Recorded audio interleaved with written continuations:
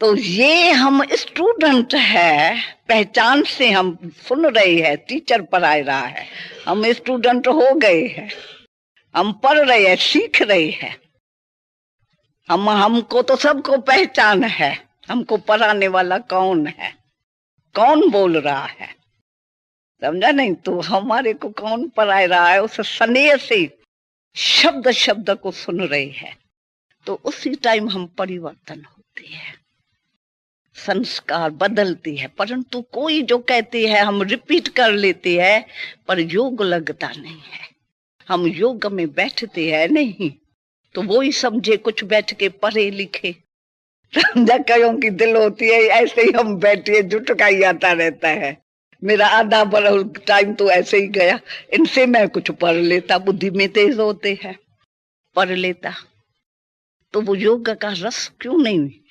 Knowledge है नहीं, ज्ञान तो नॉलेज लाइट है, और उससे ही माइट आनी है।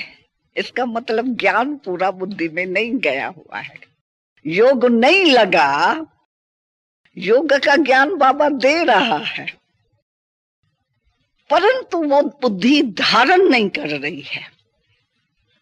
वो कारण है, अंदर है तो ज्ञान ही, बुद्धि वो ग्रहण करेंगी, पर बुद्धि योग कहाँ है? जिस टाइम सुना उस टाइम की अवस्था क्या है?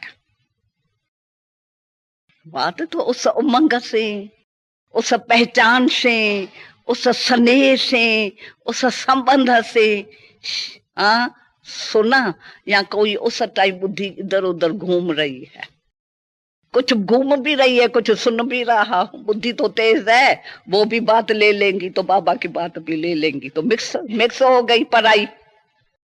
देधारी की भी अंदर बात चल गई, तो बाबा की भी बात सुन रही हूं, तो वो मिक्स हो जाती है। तो वो बात अंदर धारण नहीं करने देती है, समझा नहीं? योग क्यों नहीं लगता है? अंदर कई कारण होते हैं, नहीं तो ऐसी बाबा हमको पढ़ाई दे रही है, फ्लाई करना शुरू हो जाए, एंजल बनना शुरू हो जाए, परंतु बहने इतनी बुद्धिमान और वो कहीं हमारे में शक्ति नहीं है। ज्ञान